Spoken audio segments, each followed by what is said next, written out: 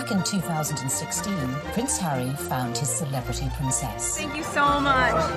When Harry met Meghan, a fairy tale romance blossomed. I was beautifully surprised when I walked into that room and saw her, and there she was sitting there. I was like, okay, well, I really have to up my game. They were engaged after a year, and the most spectacular of royal weddings followed. The wedding was phenomenal. It was a royal wedding, but it was on a completely different level. But then it all went horribly wrong. I thought that she could, not would, but that she could be trouble. From matrimony to misery.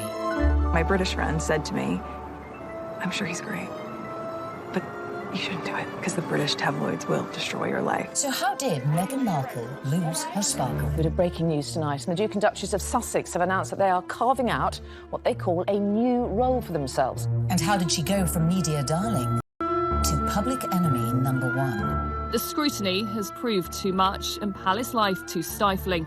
We chart the meteoric rise and dramatic fall of the royal couple. She verged on the political when she was talking about women's empowerment. The royals don't do that. As their dream turned into a nightmare. I never thought that this would be easy, but I thought it would be fair. They said their goodbyes, handed back their royal titles. You've got the most recognisable members of the royal family, international superstars, if you like, suddenly announcing tonight that they're going to step back as senior members of the royals. I mean, it is quite staggering news. And jetted off to Canada. The monarchy finds itself in a moment of turmoil, flux, and a genuine crisis. We ask, Meghan, where did it all go wrong?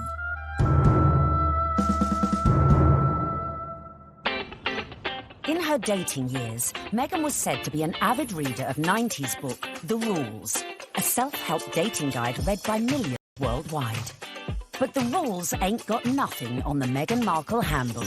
Beginning, of course, with step 1, be born into showbiz. To bag your Prince Charming, it always helps to start off in life with celebrity connections. And with Mum Doria and Dad Tom working in the entertainment industry, Meghan was all set. Meghan has a true showbiz upbringing. Her parents actually met on the set of General Hospital. Her dad was working on the lighting, her mom was temping there. It was the late 70s when my parents met. My dad was a lighting director for a soap opera, and my mom was a temp at the studio. I like to think he was drawn to her sweet eyes and her afro, plus their shared love of antiques. Whatever it was, they married and had me. They moved into a house in the Valley in LA to a neighbor. Nice, huh? You like these ponytails? Unsurprisingly, young Meghan soon caught the acting bug and would often visit her dad on the set of long-running TV sitcom Married with Children. Meghan had very much a showbiz upbringing. She would have been on set occasionally. She would have met famous actors and actresses probably from a young age, and understood that they were just people, and understood that there is a work that goes on behind the camera, because that's what her dad did. So she would have seen the reality of what it means to be famous at a very early age. Married with Children was, at the time, considered so risque, it was even boycotted by some viewers. So I grew up on the set of Married with Children every day after school for 10 years. I was there. Wow. I know. It's a very perverse place for a little girl who went to Catholic school, no less, to grow up. There were a lot of times my dad would say, Meg, why don't you go and help with the craft services room over there?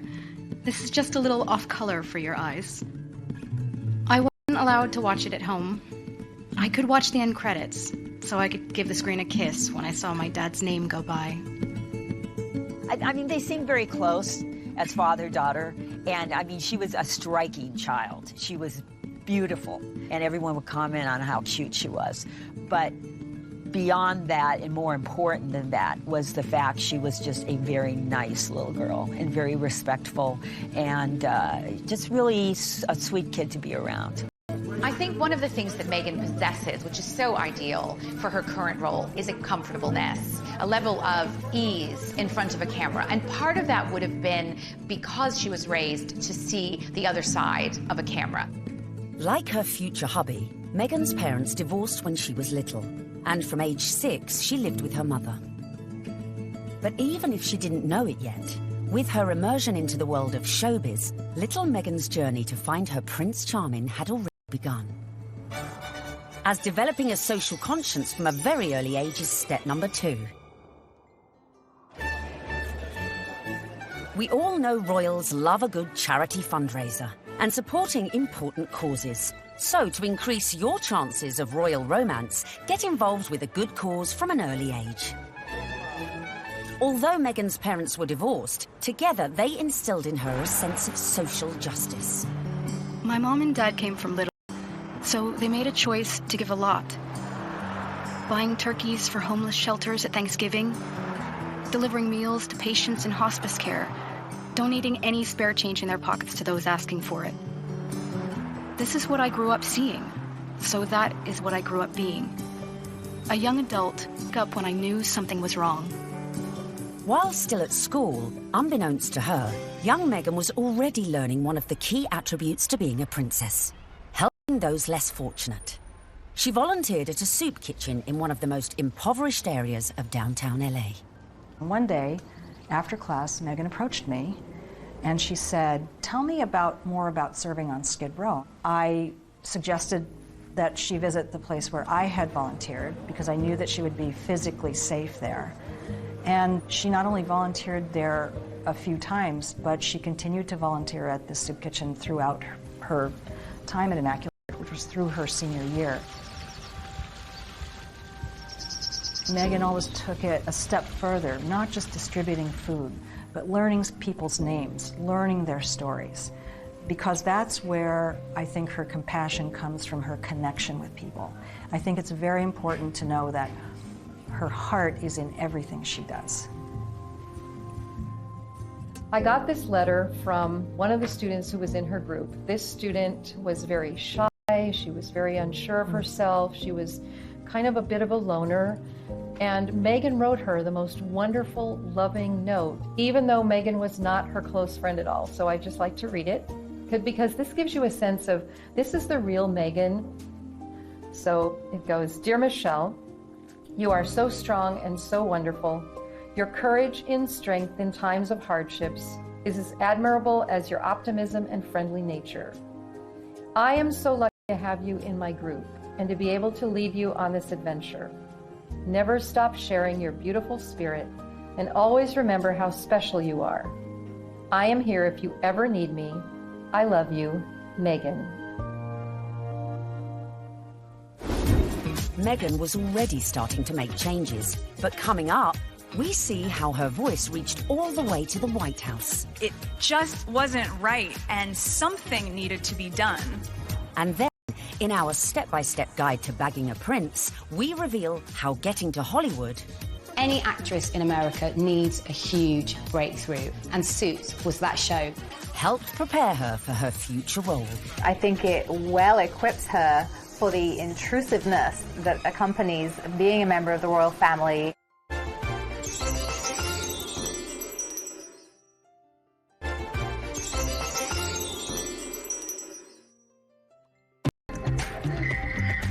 While still at school, Meghan had developed a strong social conscience. And as she grew, so too did her passion for change. Please welcome Meghan Markle. Which in 1993 took her all... That doesn't feel like enough, does it? It's just great evening. Maybe that's better. The fact that Meghan is interested in these causes, that's not new.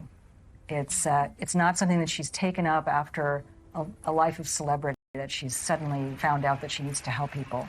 It really started from the very beginning, when she was just a little girl. So Meghan's first foray into activism came when she was 11 years old, and she and some classmates were watching commercials and analysing them for their social studies class. The gloves are coming off. Women are fighting greasy pots and pans with Ivory Clear. The tagline said, "Women all over America are fighting greasy pots and pans." 2 boys from my class said, "Yeah, that's where women belong, in the kitchen." I remember feeling shocked and angry, and also just feeling so hurt. It just wasn't right, and something needed to be done. My name's Meghan Markle. I'm 12 years old. Last week at my school, we decided to watch the news for social studies. While flipping through the channels, we saw a commercial for the new Ivory clear dishwashing liquid. In the commercial, they said women are battling grease, meaning only women do dishes. This infuriated Meghan, and she went home, talked to her dad about it. Her dad encouraged her to write letters to various people. Meghan wrote to Procter & Gamble, the company who made the advert, to then First Lady Hillary Clinton, and to children's current affairs show Nick News, who sent a reporter to interview her. I don't think it's right for kids to grow up thinking these things, that just mom does everything. So I was wondering if you would be able to change your commercial to people all over America. Thank you, Meghan Markle. Incredibly, the 12-year-old's lobbying paid off. And it was roughly a month later when the soap manufacturer, Procter & Gamble, changed the commercial. The gloves are coming off. People are fighting greasy pots and pans with Ivory Clear. She had a sense that she could affect change, even though she was just one small person. She had a voice.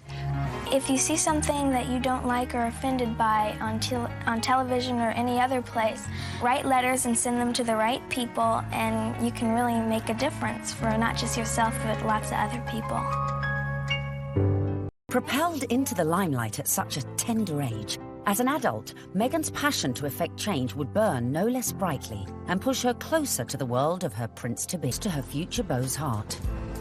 Such as becoming global ambassador for international children's charity World Vision, promoting sanitation projects in remote villages.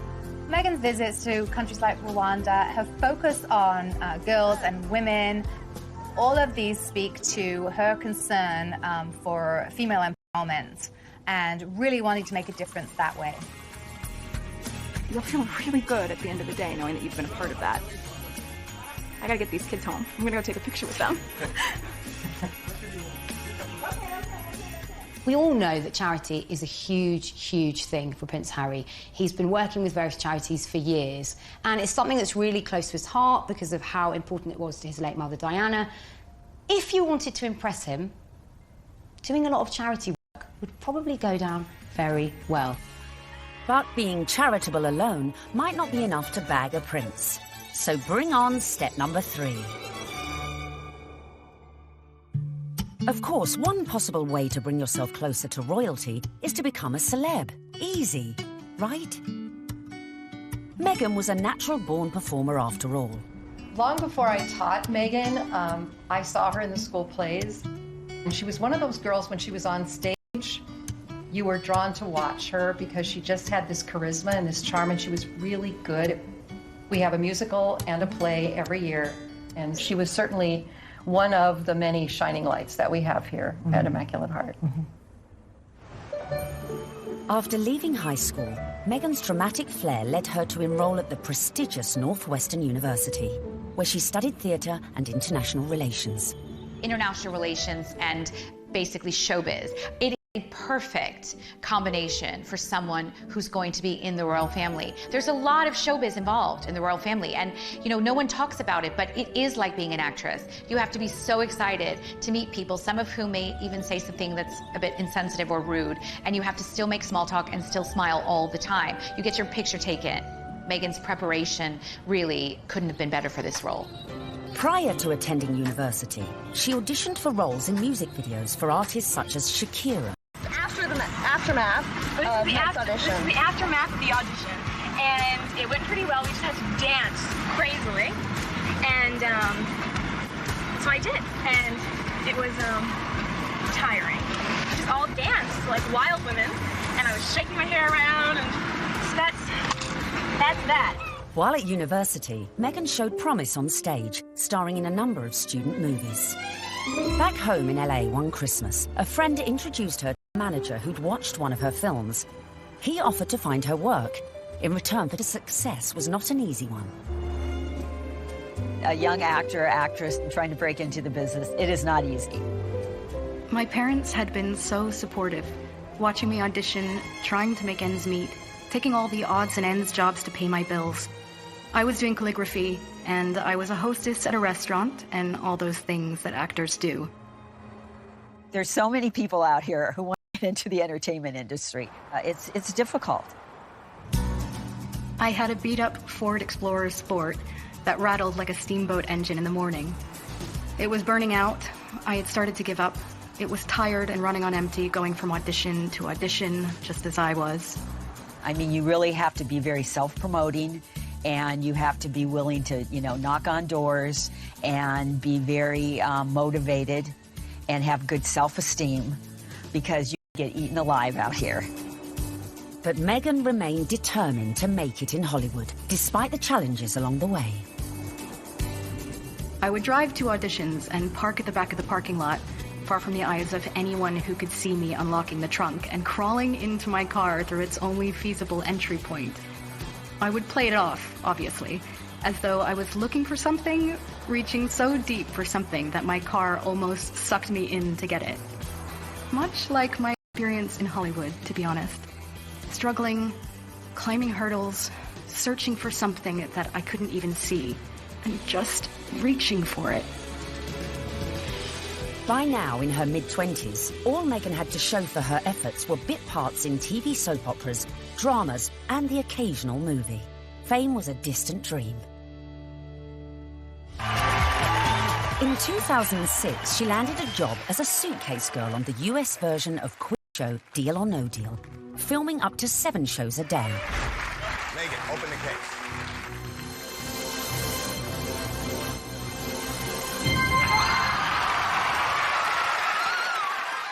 For somebody like Meghan, appearing as essentially an adornment on a game show would not be her ideal job. I'm sure she appreciated the paycheck, but she would have felt creatively unfulfilled. Just to be seen as a pair of legs or a pretty girl holding a briefcase full of cash, that's not what Meghan was after. But unfortunately, that is part of what leads to fame. You have to kind of pay your dues. You don't just start out on a show like Suits.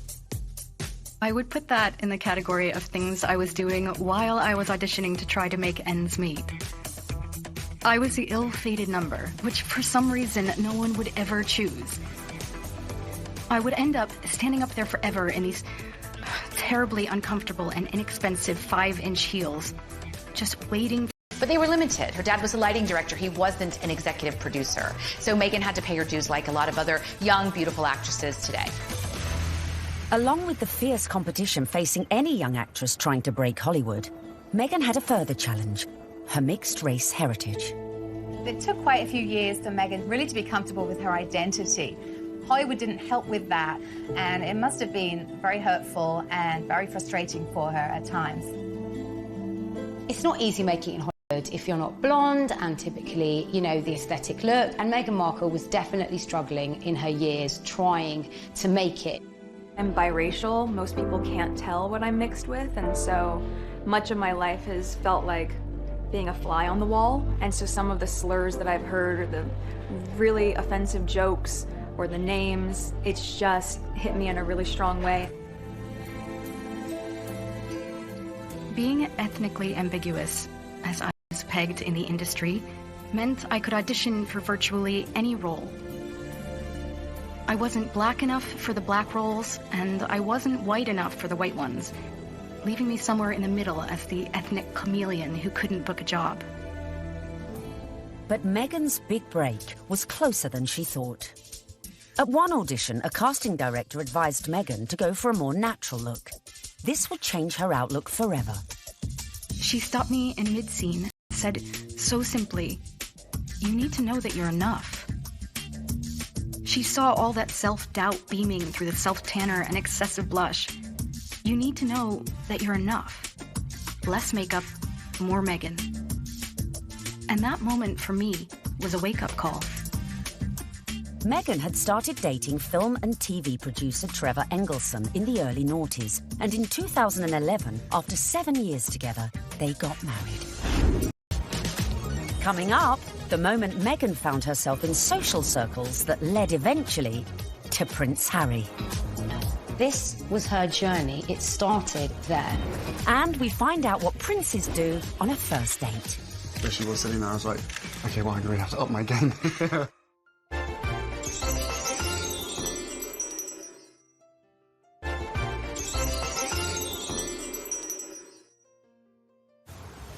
Bagging major TV role isn't easy.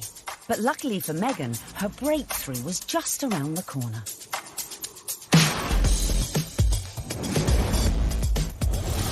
When she auditioned for a new legal drama series, it was just another day in the office.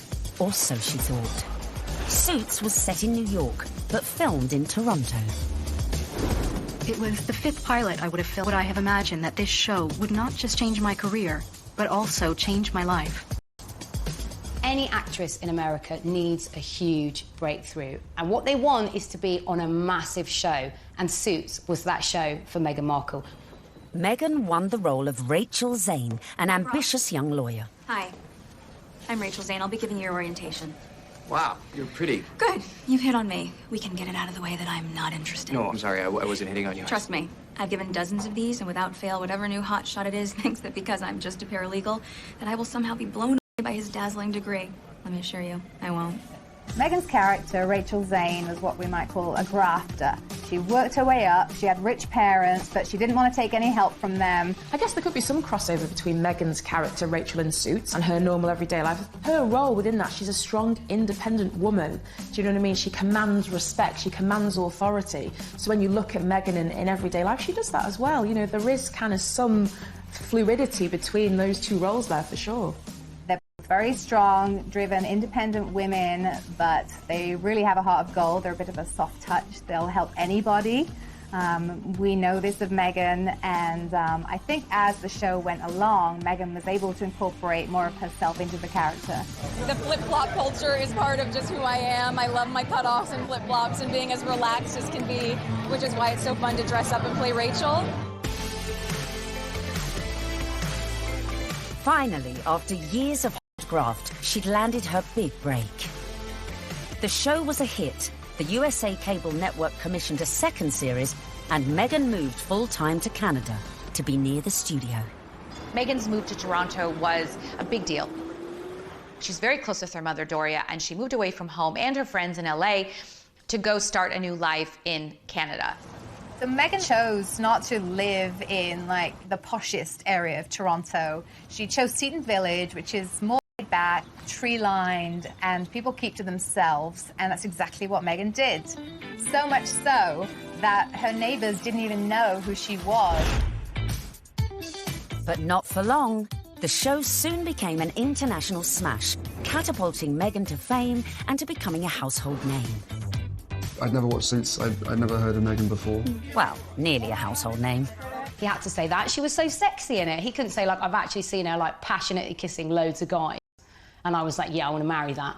When she landed the role in Suits, Meghan became a legitimate, bona fide celebrity. This was the first time that, you know, she would have had her name called out on a red carpet. This was the first time she would have been tapped. So this was a big adjustment for her, and it all happened away from home. But being away from home wasn't without problems. For two, the problem with the marriage was the distance. And no sooner were they married than she got the gig on Suits, and she was in Toronto and he was in LA. And the relationship just didn't last. Meghan may have been unlucky in love, but her star was on the rise. And with stardom came power. Before filming season 4 of Suits, Meghan complained to the program makers. She once said that every script seems to begin with, Rachel enters wearing a towel.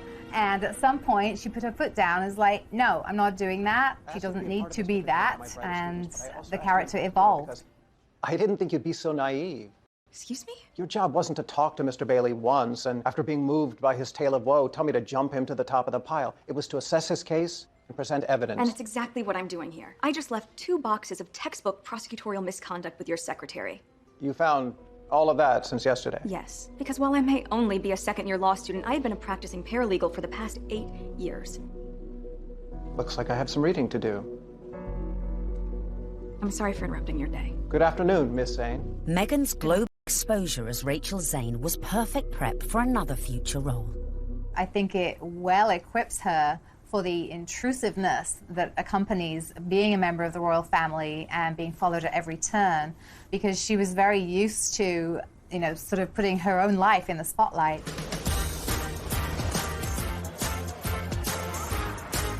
So, having been working hard on Suits and needing a well-earned break, Meghan decided to have a summer holiday in London.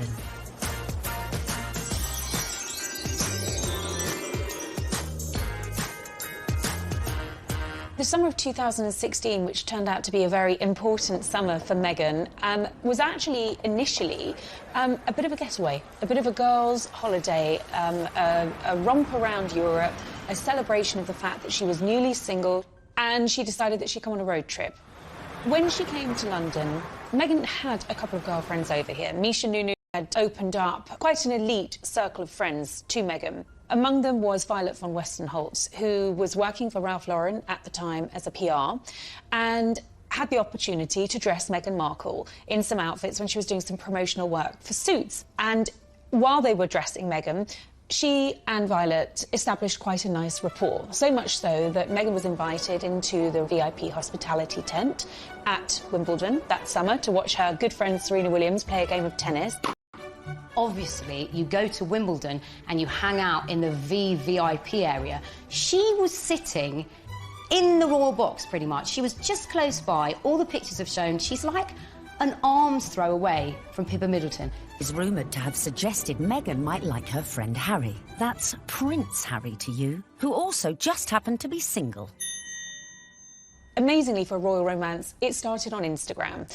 And Harry had a look through Meghan's Instagram page. I was told Meghan had a look through Harry's Instagram page, and it was Violet who really had brought them together. She played matchmaker.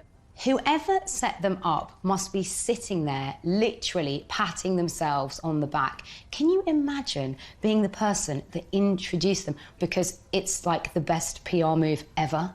I didn't know much about him, and so the only thing that I had asked her when she said she wanted to set us up was, I had one question. I said, well, is he nice?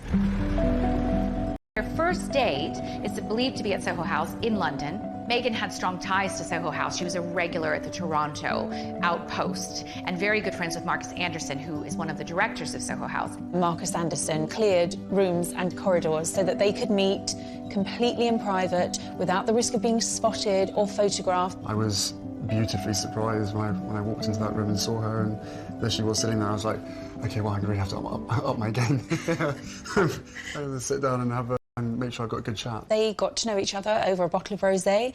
They clicked, I was told, immediately over their joint passion for charity work, their love of philanthropic work, and there was an immediate spark. We met twice back-to-back, 2 dates in London last July. Yes. Then it was, I think, about 3, maybe 4 weeks later that I managed to persuade her to come and join me in Botswana. What happened next was the start of fairy tales, as the couple embarked on a whirlwind romance. Harry and Meghan, they were both astonished at how quickly their relationship developed and how deeply they felt for one another, almost from the get-go. I think perhaps a sign that things had gotten off to a good start and were actually really accelerating rather quickly in terms of a royal romance was when Meghan started referring to Harry as Has to her friends, and he was affectionately calling her Meg to his. Though originally worlds apart, they had much in common after all, both with divorced parents, both famous, and sharing an interest in the developing world. It was one of the first things we started talking about when we met, was just the different things that we wanted to do in the world and how passionate we were about seeing change. I think that's what got date 2 in the books, probably. Plenty to talk about.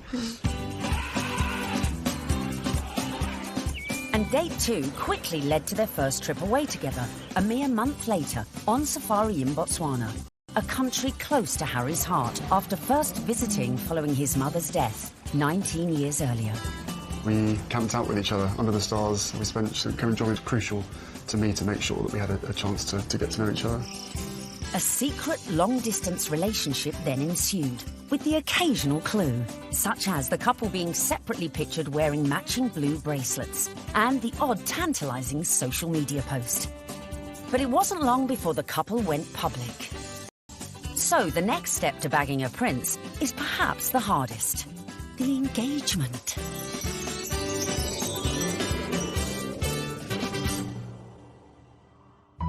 So, Has and Meg were love's young dream. But there was one little problem. Of course, they had the issue of living in separate countries. Harry based in London, living at Kensington Palace, and Meghan being in Toronto, where she was filming Suits. So, from the early stages, they knew that this relationship, if it was going to take off, was going to have its challenges. More often than not, it was Prince Harry jumping on a scheduled flight incognito in a baseball cap and a hoodie with just a single protection officer in tow and taking a regular British Airways, usually, flight to Toronto. He was never seen, never spotted, and so they were able to conduct those early months of their relationship in clandestine and get away with it. They did have this pact to see each other. That's why the long-distance relationship worked. And the other agreement they had was that they would tell as few people as possible. For Meghan, that pretty much stopped at her parents and 2 of her best friends. For Harry, he confided in his father, his brother, and 2 of his best friends. And by doing that, they really kept it in a very tight inner circle. Astonishingly, the couple managed to keep things on the down low for 3 months, until late October, when the cat, or should that be corgi, was out of the bag, after an anonymous source leaked the story to the press. Well, I can't say much about how the story came about, apart from that the information that he was seeing Meghan came to light. And what was interesting in that circumstance, covering a story like that, is normally a name might be mentioned linked to Prince Harry and you wouldn't know who they were, and you'd have to try and research them, and you might not find very much online because they're a private individual. Of course, in Meghan's case, there was reams and reams of information about this American actress with illustrious history, not only of starring in shows like Suits, but also with this huge charitable side to her. The fact that she had been involved with the UN and everything became apparent. So really, you have a one-fact story like that and it breaks, and the rest of Fleet Street is then playing catch-up. And it was then after the story broke that you found descending on Meghan's house, chasing after anyone that ever knew her, chasing after family members. I think both of us were totally surprised by the reaction after the first 5-6 months that we had to ourselves. Now everyone knew about their relationship, but would everyone approve? Especially Harry's inner circle of trusted friends. But they also welcomed her, and by the March of 2017, Meghan was invited to his best friend's wedding. Harry flew Meghan out to Montego Bay for the wedding of old Etonian pal Tom Inskip.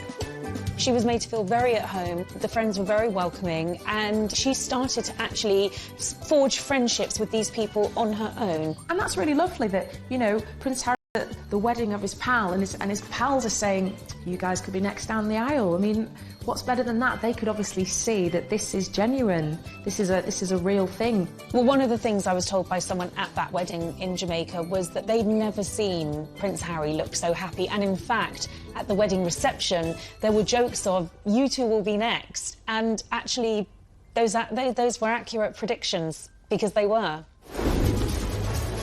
Coming up, the royal to-be's first public appearance. I don't know how many people were actually watching the wheelchair tennis match, because a lot of people were watching Harry and Meghan. And just how did Meghan's prince pop the question? I had the ring in my finger and I was like, can I give you the ring? And she was, oh yes, the ring.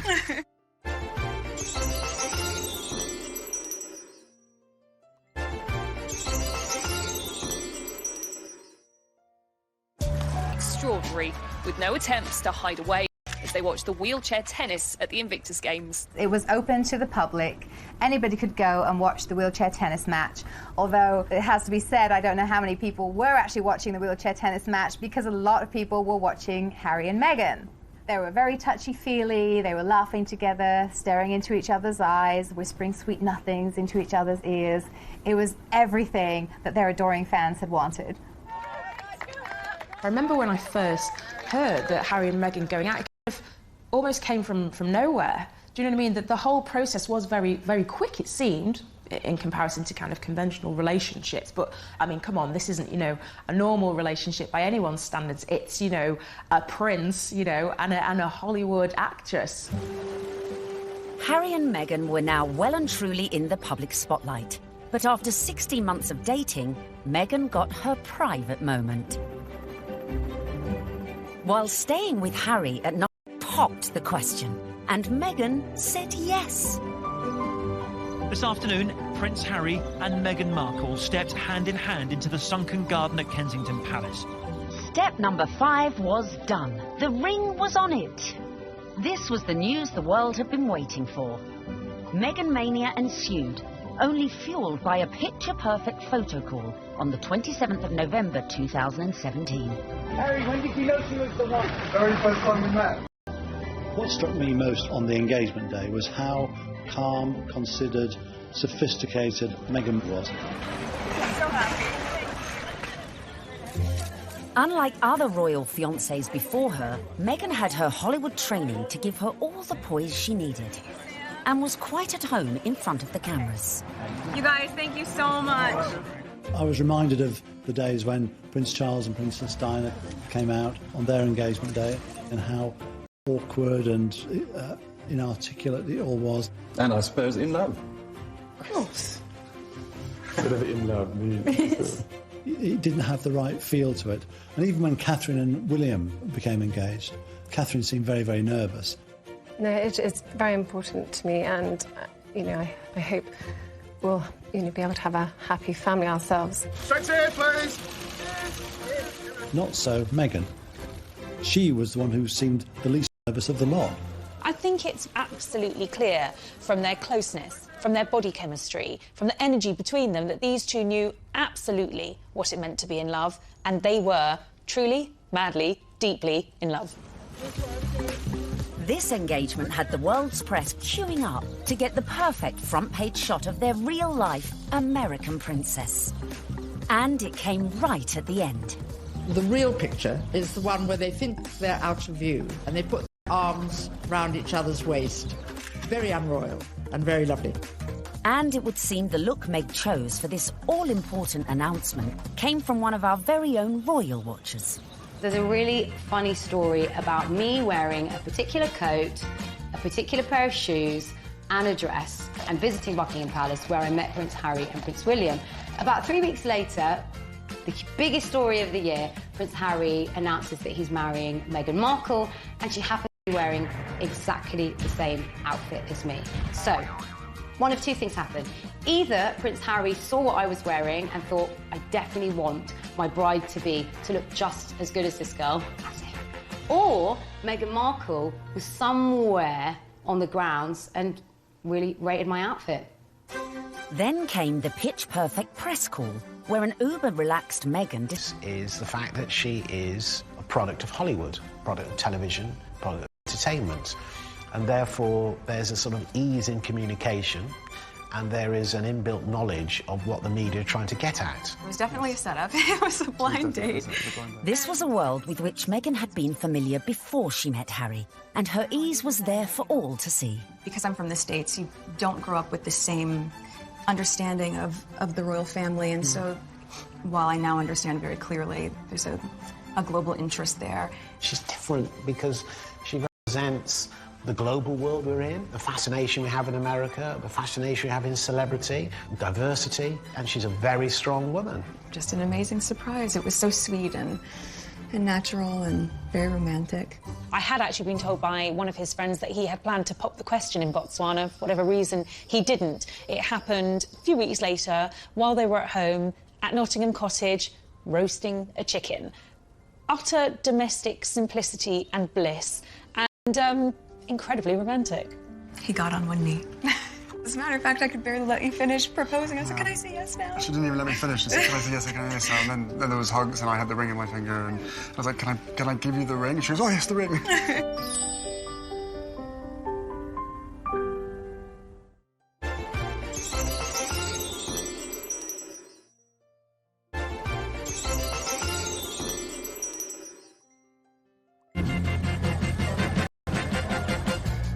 Meghan and Harry were united in their passion for change. And in the months following their engagement, Meghan had thrown herself into charity, winning the hearts of the British public. It was clear from day one that she was like a duck to water. She is absolutely natural at this, very engaging, very warm, lots of eye contact. Harry was showing off his new fiancée far and wide, and she charmed everyone from all walks of life, including those who walked on four legs. She even wore a matching coat for the occasion. You can see the American effect of Meghan Markle in every single photo call and every single walkabout. When Meghan goes on walkies with Harry, she's hugging people. In Nottingham, the couple visited charities that were close to Harry's mother's heart. You could see the pride in Prince Harry. I mean, it was a joy to watch. While back in London, a visit to Brixton brought Meghan even closer to the community. Believe it or not, everyone is listening, and I'm in the same room as the royal couple right now. They actually shook my hand. I didn't expect that. I thought, you know, it would just be a distance. They were pretty cool. It was a real nice, good, feel-good factor. They should come more often. They really should. Our Meg. But would this be the case with the in-laws? The next step in Meghan's journey would be getting to know the firm. And the hotly debated topic of her background was never far from the fore. You be Harry, and I'm gonna be the, Queen Elizabeth, since I got this on, right? And you telling me about your girlfriend, okay? Hello! Grandmother, I met this beautiful woman, and she just happens to be mixed race. Step 6 in our guide to bagging a prince is charming the in-laws. One of the things I found really amazing when I was charting this story was just how warmly welcomed Meghan had been into the royal fold right from the early stages. The early meetings with William and Kate and Charles and Camilla, they were very welcoming. And actually the speed at which Meghan was introduced to the Queen was very surprising. When I looked back at Harry's relationship with Chelsea, it was several years before Chelsea was introduced to the Queen. Cressida, who dated Harry for 2 years, was never introduced to the Queen, but within a matter of mere months of dating her, Harry had Meghan meet the Queen. She's an incredible woman. And the corgis took to you straight away. That's true. In fact, Queenie was so impressed that mere weeks after the couple's engagement, she took the unprecedented move of inviting Meghan to spend Christmas in Norfolk at Sandringham, giving Meg the opportunity for a serious charm offensive. It was a tremendous break with convention that the Queen invited Meghan, who was, after all, just a fiancée, to Sandringham, because normally it's just the wives and the husbands of members of the royal family who are allowed there. I was told that the Queen's feeling was this. She's preparing to give everything up for her grandson. Her career, her identity, her nationality, her home in Toronto, everything to be with Harry. And the Queen's feeling was the very least we can do is to make her feel welcome at Christmas. It does show that the Queen is walking in step with the change of the guard at Buckingham Palace. This would have been a far different Christmas to the one Meghan spent in LA the previous year, with the historic 20,000-acre estate playing host to all sorts of little family quirks that would prove a challenge to any outsider. Well, Meghan would have had to get her head around quite a few royal family traditions. They open their presents on Christmas Eve. The presents that they exchange aren't what you'd really expect for members of the royal family. They tend to share really jokey presents with one another. In America, you know, things will come beautifully wrapped and be quite extravagant.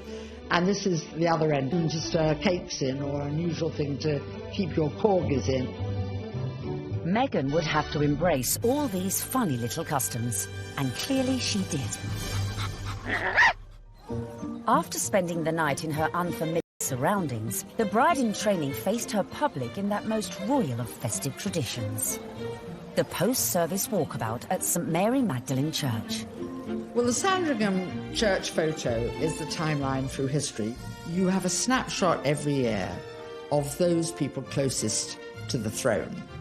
Now, often you're looking at a picture of a child who was barely able to walk perhaps a year ago, and suddenly they come out of the church. That image will change. In a few years' time, you'll have those couples and their children will be going to church. And a few more years' time, and you may not have the older generation. This year, of course, was Meghan's year.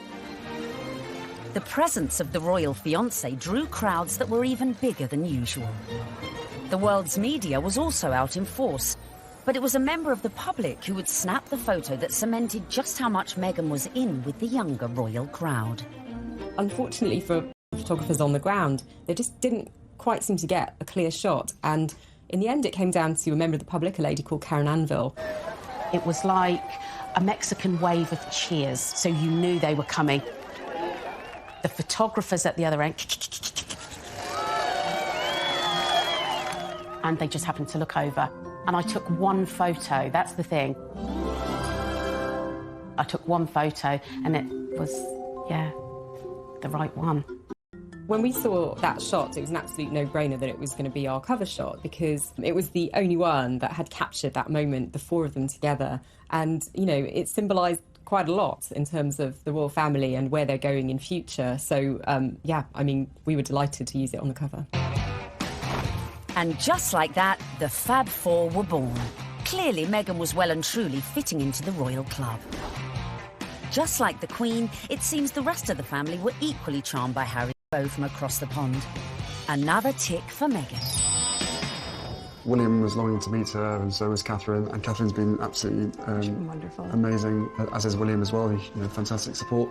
And then my father as well. We had a handful of teas and meetings, and my grandparents as well have been wonderful throughout this whole process. She found herself a true fan in the Duke of Edinburgh, and he was apparently hugely impressed with how well-read Meghan was. Meghan was now in with the in-laws. But coming up, events were to turn increasingly tricky, dealing with critics from near be trouble and far. I think the very fact that Samantha wanted to do a book called The Diary of Princess Pushy's Sister implies that maybe she was not over fond of her younger half-sister.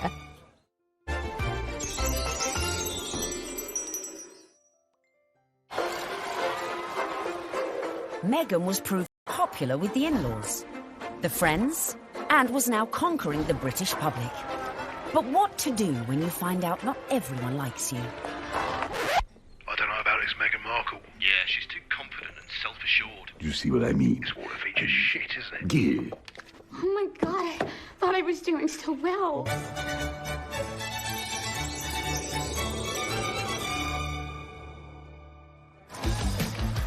When the news that Prince Harry was dating an American actress first came out, I think that the reaction amongst the British public especially was equal parts excited and disapproving, because she's not British. From the very moment Harry and Meghan's relationship had broken in 2016, much of the press inevitably had gone raking through Meghan's past. They made it sound as though she had grown up in, like, the slums of LA, like, riddled with, like, gangsters and drugs. With some reports focusing on the breakup of her parents' marriage and relationship with her half-siblings. Time is 7 minutes. Harry didn't help matters when he went on to guest edit BBC Radio 4's Today programme. It started well. Morning. Very good to see you. He got some of his mates on the show, like this guy. Okay. But do I need a British accent? But if you start using long pauses between the answers, you're probably going to get the face. Let me see the face. Oh, okay. But during the course of the programme, Harry answered one question about Meghan. It was your future wife's first Christmas with the in-laws. How was it? She really enjoyed it. The family loved having her there, and it's, you know, it's the family that I suppose she's never had. It's the family that I suppose she's never had. But Harry's comments did not go down well with one member of his future wife's family. Meghan's half-sister Samantha was very cross with what Harry said on the Today programme about the family not being close or a normal family. Samantha tweeted that that was really not the case, and she defended their family as a normal family, a close family, a loving family, and didn't understand what Harry was talking about. And that wasn't the last we'd hear of Samantha, who went on to threaten publication of a tell-all book called Diary of Princess Pushy's Sister. I think the very fact that Samantha wanted to do a book called The Diary of Princess Pushy's Sister implies that maybe she was not over fond of her younger half-sister and maybe is a little conflicted about Meghan's success. There's no bigger media vulture with this wedding than you, is there, Miss Markle? I mean, how you have the gall to come on here and talk about media? You've been trashing it for 2 years, you little vulture. I've made it clear in several interviews that you can't judge a book by its cover, and similarly, you can't judge a book by its title. Samantha also criticised Meghan's charity work. If you are interested in helping those less fortunate than yourself, it really should begin at home. Could all this bad publicity derail the wedding?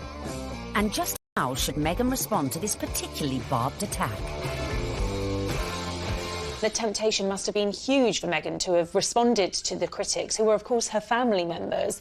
She kept a dignified silence. I mean, you've got to feel for Meghan. What would you do if your family were being an absolute nightmare? It is seriously embarrassing. So she does what any of us would do. Hashtag ignore, ignore, ignore. But would Meghan be able to keep her composure in the face of her next critic. A certain ex-Tory MP, a die-hard royalist, who voiced her doubts about Meghan, not in private, but in the most public setting possible, the celebrity Big Brother house. OK, let's take a vote. I think she's trouble. How long do you think she's going to be? 5 years, 10 years, 20 years? Why do you think she's trouble, Anne? Background, attitude, I worry. She's older than him. She's been married before. Yes. I add it all up and I'm uneasy. But there we go. Quite frankly, I was shocked when Anne Widdecombe said that what she said. I mean, I've always thought that she was a sensible woman. She seems to be jumping to conclusions without looking at any evidence. The ex-minister's comments sent the Twitter sphere into meltdown. When I was on Big Brother, I was called every ick and every ist going. I was homophobic, xenophobic, racist, sexist, misogynist. Nothing I said could have been remotely construed as racist by any sensible observer. I mean, all I said was I thought that because of her background, and I was thinking of freewheeling Hollywood background, you know, former marriage, all the rest of it, that because of her background, I thought that she could, not would, but that she could be trouble. She had, I think, the older generation's view of this is an outsider, a foreigner, coming into a very British organisation, almost, you could say. How is that going to work? The thing that all of us have to do is adapt. We're in the here and now. Embrace. But one woman who was not prepared to embrace was Jo Marnie, girlfriend of then UKIP leader Henry Bolton, who sent a series of racist texts. Even then, Meghan kept quiet. The royals' mantra is often put up points, so actually her approach, maintaining that dignified silence, not justifying or even giving any credence to these claims, some of which were really quite unpleasant, well, it was a very royal approach to things. Look, Meghan is showing the makings of a true princess. You've got to have that decorum. You've got to, on some occasions, actually, you know, keep silent and pick your battles. Even more flack came Meghan's way when she took to the stage with her potential prince, his brother and Kate at the Royal Foundation in February 2018. People say, well, you're helping women find their voices. And I fundamentally disagree with that because women don't need to find a voice. They have a voice. They need to feel empowered to use it. And people need to be encouraged to listen. And I think there is no better time than to really continue to shine a light on women feeling empowered and people really helping to support them. She verged on the political when she was talking about women's empowerment, and it was all a bit Me Too-ish. The royals don't do that.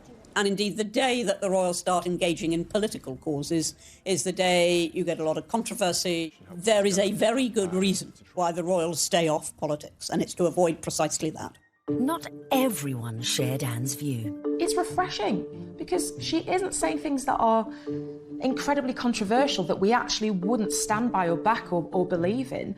These are really important points, important issues that she's raising, especially when she's touching on feminism. But was Meghan risking her relationship with the royals and the public? She's clever. She's using her voice in a good way, and she has actually been backed by the palace. But still the criticism came, and the palace had to release a statement defending her. Was this one step too far? This is the first time that we've heard anyone associated with the royal family talking about those campaigns. The Kensington Palace stressed it would have been impossible for Meghan to talk about issues surrounding female empowerment without talking about those campaigns. Well, I think that by touching on the Me Too campaign, Meghan probably knew that there was going to be some kickback, and indeed there was. But actually, she got far more people saying, this is great, this is what the royal family needs to be doing more of. Phew. Looked like Meghan had found just the right balance to please the palace, her people, and most importantly, her prince. So, next step in our guide, embrace your prince's religion. She signed up to the Church of England, of which the Queen is supreme governor. And exactly 100 days after her engagement announcement, Meghan was baptised in the chapel of St James's Palace by the Archbishop of Canterbury. It was very special. It was beautiful. Though she had attended a Catholic school in LA, Meg had a Protestant background. Her father member of the Episcopal Church of the United States. It would not have been an enormous step, to get baptised, but it was a big step in a way. But I think out of deference to the Queen and to her very strong faith, it sort of tidied things up, and it augurs well for the future because she will have to attend many, services in Church of England cathedrals. Coming up, Meghan's headed ever nearer to that chapel of love, but the journey would become increasingly problematic. With a guest list to organise... Have you got an invite to the royal wedding? Have I? Yeah.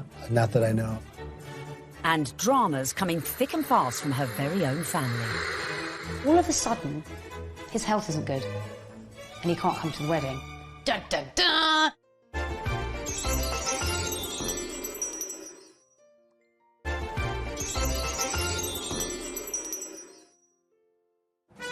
Welcome back, where we find Meghan almost at the final furlong of her romantic journey. But managing your wedding carefully was not to prove so easy for our Meg.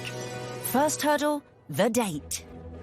The wedding of Prince Harry to Meghan Markle. The date, the 19th of May, 2018. Recent royal weddings had all been held on weekdays, but not this one. I think that they thought, we want people to enjoy this, so why not do it on a Saturday? And if you think about most weddings that you and I go to, they're at the weekend. So why wouldn't you follow suit? But there was one reason to avoid that Saturday. It had already been announced as the date of the FA Cup final. As president of the Football Association, Harry's brother Prince William was expected to take his usual place in the royal box at Wembley. And millions more were looking forward to watching the game on TV. I think my wife would probably want to see the royal wedding. So what I'll probably do, I'll probably leave her on her own, maybe some of her friends. I'll go somewhere else where like-minded people want to watch the FA Cup final. I would so prefer to watch a royal wedding, not interested in football. Harry and Meghan solved the problem for TV viewers. They announced that their ceremony would begin at noon, several hours earlier than kick-off time. But Wills decided to avoid the fixture clash altogether, scrapping his Wembley appointment to concentrate fully on his little brother's wedding. Next hurdle, the tricky protocol of who to invite to a royal wedding. Have you got an invite to the royal wedding? Have I? Yeah. Not that I know. Would you like to go? I want them to be happy. I really want them to be happy. They look like a lovely couple. Meghan Markle did say you were a divisive misogynist. Well, I still hope they're happy. It was a source of quite a lot of amusement, him. So Donald Trump is mad because Prince Harry didn't invite him to the wedding, to the royal wedding over there in England. I don't even know why. I don't know why you mad. You shouldn't even be surprised, Donald. Don't nobody like you. The apparent decision to snub the US president may have been a source of jokes for comedians. But according to some sections of the media, it was also a potential embarrassment for the Queen. Could this dash all Meghan's good work? Especially in light of reports that the couple had invited Trump's predecessor, Barack Obama, a friend to them both. But as Harry and Meghan's wedding was a non-state event, that meant the couple could pretty much invite whoever they wanted. This is not a state occasion, this wedding. He can invite his friends and Meghan's friends. He doesn't have to invite Trump. It's as simple as that. So the date was set, the invites were out, the corgis were brushed, and all was looking rosy for the big day, and for Meghan to finally become Mrs. Prince Harry. Until... That week lead up to the wedding was like watching an episode of EastEnders. It was an extraordinary week, completely overshadowed by the debacle over Mr. Markle. We were told that Thomas Markle would be walking his daughter down the aisle. In fact, a story that broke the weekend before in the Mail on Sunday undid all of that.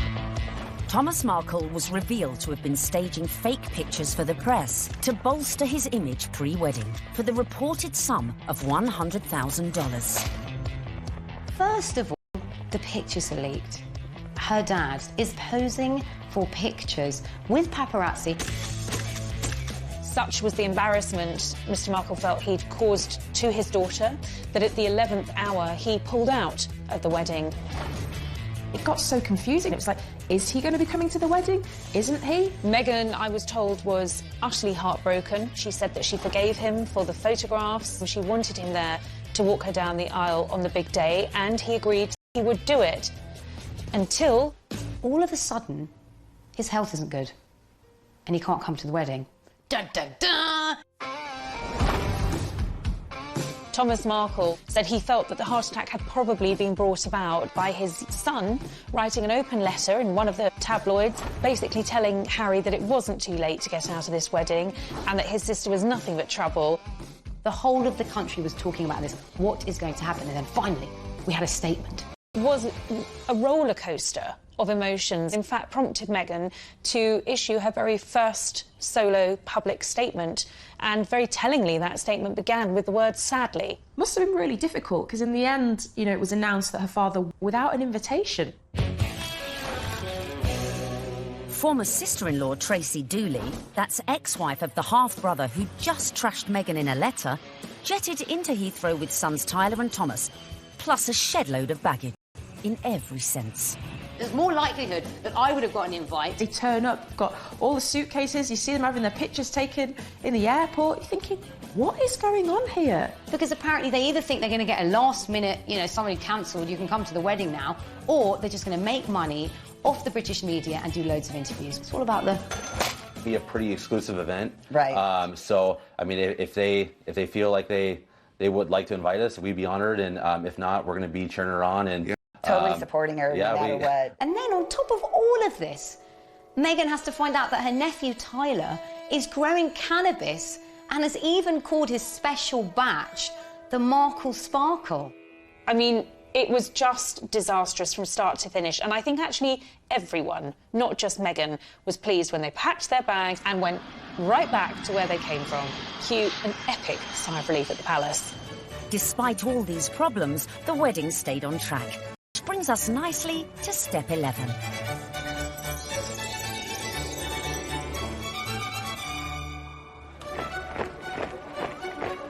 Finally, on the 19th of May 2018, less than 2 years after Harry and Meghan's very first date in Soho House, the day we'd all been waiting for.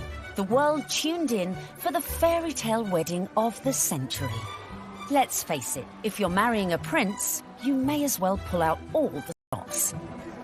Meghan and Harry really did have the ultimate fairy tale wedding. You know, they didn't choose St. Paul's Cathedral, where, of course, we saw Charles and Diana wed. They didn't choose Westminster Abbey, like William and Kate. They chose Windsor, which is a lot smaller and feels a lot more private.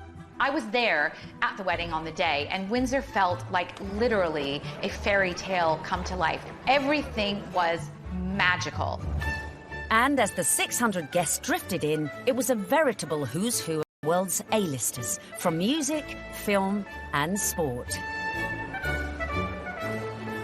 I think this was the very first really modern royal wedding that we've ever seen, and it was a true marriage of Hollywood royalty with British royalty. Oprah Winfrey, Idris Elba, George Clooney and Amal, and a cast of Suits. You had Hollywood stars mingling with British aristocracy. It was extraordinary to see. By the time HRH arrived, the atmosphere at Windsor was electric, with 200 representatives from the Prince's charities among the 2,640 cheering envoys, included Princess Charlotte and Prince George, plus the children of some of her closest friends. Sporting the uniform of the Blues and Royals, the regiment Harry served in the army, the groom arrived with a familiar-looking best man.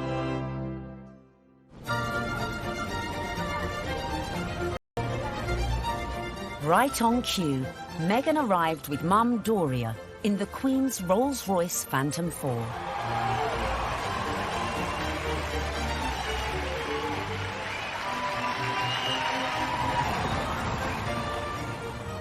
The wedding was phenomenal. The wedding was amazing. I mean, we all wanted to see what she was wearing.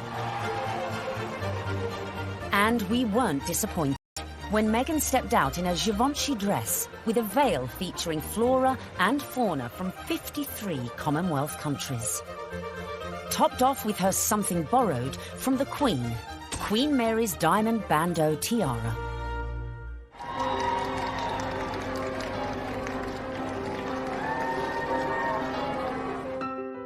But with an absent father, who would walk Meghan down the aisle? Prince Charles, rising to the occasion, Prince Charles walks her down the aisle. It's amazing. Hashtag the power of love. Hashtag love survives. When you saw it on the day, it felt like the right thing to do. It was a wonderful way of Charles saying, welcome to the family, and actually of Meghan showing the world just how close she already is to her father-in-law. Meghan had successfully won over her in-laws, and here it was on display for all the world to see.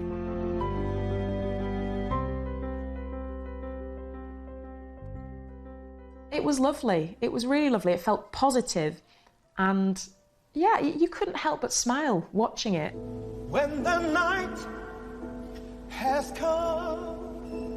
So, not only had Meghan married a prince, but she had ensured that their wedding would be one that the British public would never forget. And neither would the 60 million who tuned in from around the globe. No, I won't be afraid. It wasn't your typical royal wedding. We had been told by courtiers to expect some surprises, but I don't think anyone expected quite what we saw. Listening to that incredible gospel choir, which was a beautiful touch and a wonderful nod to Meghan's dual heritage. Stand by me. Stand by me.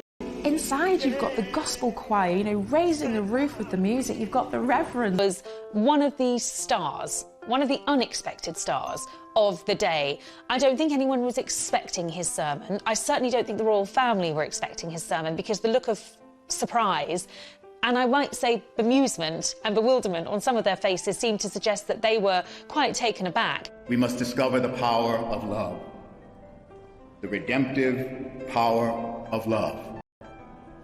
And when we do that, we will make of this old world a new world. He started speaking.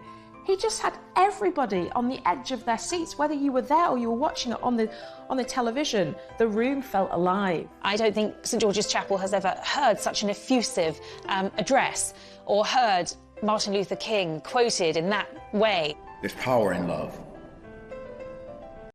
Don't underestimate it. Don't even over-sentimentalize it. There's power in love. You know, there is power in love, and if we hadn't heard it once, it was drilled into us, so we knew that by the end of his sermon. Well, there's power in love. Her family weren't there. It was just her mother. But her story, her African-American heritage, that was all beautifully reflected in the ceremony and in the day itself. All these things that are really very Meghan just made you realise how much more the world is coming together. It was poignant, powerful stuff. Meghan, I give you this ring. Meghan, I give you this ring. As a sign of our marriage. As a sign of our marriage. By the joining of hands, and by the giving and receiving of rings. I therefore proclaim that they are husband and wife. She'd done it! She'd got the ring and she'd married her prince. Watching that wedding, you know, even if you're not a royalist and you're not a romantic, you really couldn't help but be taken in by it, because it was two people that actually seemed like they were really in love, which on any level is just so nice to see.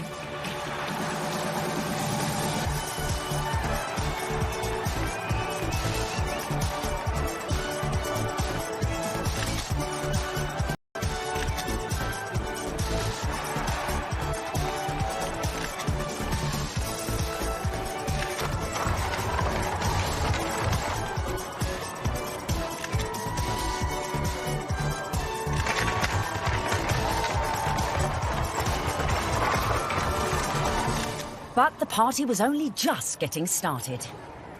Serena Williams playing beer pong, I bet she aced it. Meghan had gone from actress to duchess. And our penultimate tip, really for those who've gone and bagged their prince, is celebrate with the best ever party.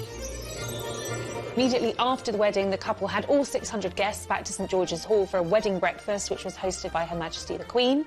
But the real golden ticket to that event was the private evening party, which was hosted at Frogmore that evening by Prince Charles.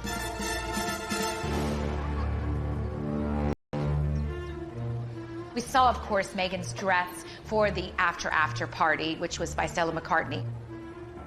She looked glamorous. Harry looked like James Bond walking out of the palace to get into their vintage Jaguar. This was a very modern, sexy, gorgeous couple.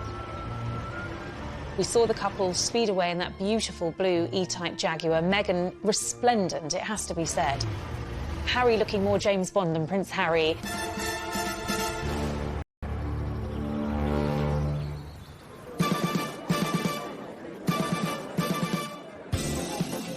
Anyone who was anyone was there, sipping on their When Harry Met Meghan ginger and rum cocktails. George and Amal, Serena Williams, James Corden and Idris Elba, who turned DJ for the night and span a few tunes. I was put forward to DJ. I really wanted to DJ. I would have done the best wedding set in the world. It must have been incredible. Everyone's probably a bit more relaxed, a bit more loose, getting on the cocktails, having a chill. Everyone just wanted to know the juicy details of this VVIP party. Were these huge Hollywood stars and celebrities doing the same kind of things we do when we've been drinking since about midday? Yes, they were. There's some wonderful tales of Serena Williams beating everyone hands down at beer pong, a drinking game that apparently Meghan and Harry loved. Serena Williams playing beer pong? I bet she aced it. Serena has since denied she played this game. Shame. But who knows, maybe when they throw their next party. George Clooney serving up cocktails and whisking Meghan and Kate around the dance floor. A dance-off instigated by James Corden between Princes William, Charles and Harry. Which we like to imagine looked like this. Come on, well, it's my reception. Could bust a few. Yeah, there you go. Yeah, there you go. Okay. Yeah, come on. You like that, brother? Yeah, twerk it, Wheels. Twerk it, Wheels. There you go. No, yeah. Oh, no, Grandon just saw that. Bollocks. All right. Having an absolute laugh. I mean, was the Queen there? What was she doing? Was she watching it? Was she getting involved? Go for it. Let's have a laugh. Let's enjoy this. I think it was just a fantastic night where the couple were able to really do things their way, from serving dirty burgers at midnight out of posh burger stalls in the grounds of Frogmore to handing out monogrammed slippers so that their guests in those 6-inch Louboutins or whatever they were wearing could actually rest their weary feet come the end of the night. And if you want to ensure you throw the best party ever, be like Meghan and make sure your guests leave their phones at the door so you can let your hair down without any sneaky snappers. You don't want a repeat of the dramas of a previous royal wedding. 10 years earlier, the same venue had hosted the wedding reception of Harry's cousin, Peter Phillips, and his wife, Autumn Kelly, who provoked a scandal when, unbeknownst to most of the guests, they sold photos of the private bash to Hello magazine for £500,000. Generally, what happens in the private do's stays in the private do's. There are no cameras there, or none of our cameras are there. So what happened with Peter and Autumn's wedding is controversial and unusual. The junior royals host a wedding ceremony, which is where there's supposed to be the private situation, the most private the royals are ever in, inside their own home, for goodness sake. And they thought this was just photographers at a wedding and happily posed and grinned away.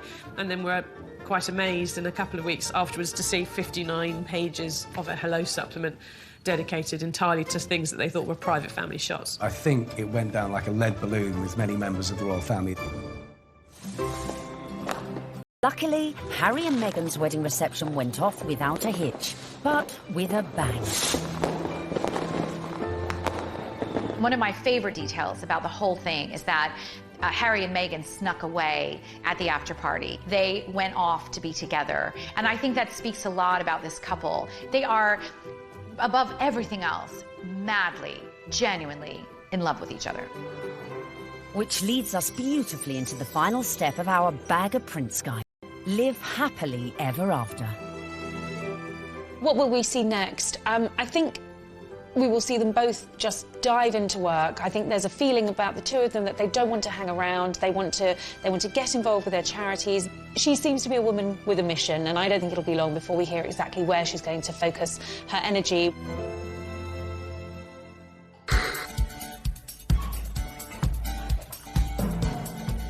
So there you have it.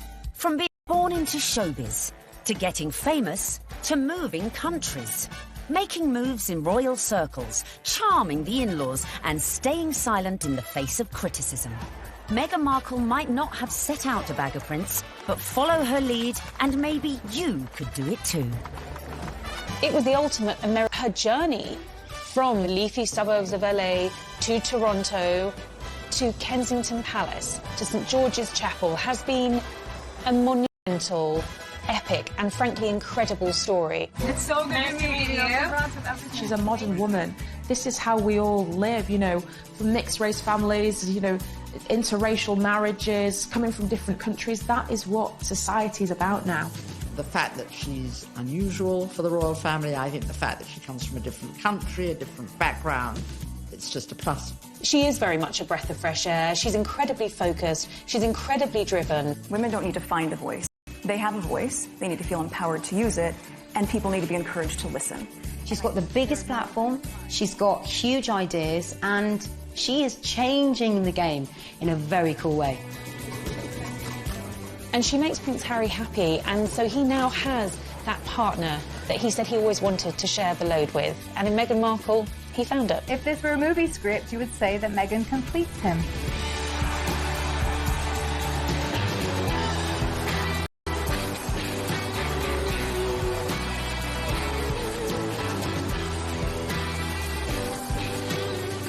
It's an incredible rags to riches story. It's amazing. I'm so jealous. But no one's jealous now, because what started as a fairy tale soon became a nightmare.